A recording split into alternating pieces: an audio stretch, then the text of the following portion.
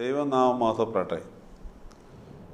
കർത്താവിനാൽ അനുഗ്രഹിക്കപ്പെട്ടവരെ, നമ്മുടെ കോട്ടയം മെത്രാസനം എല്ലാ വർഷവും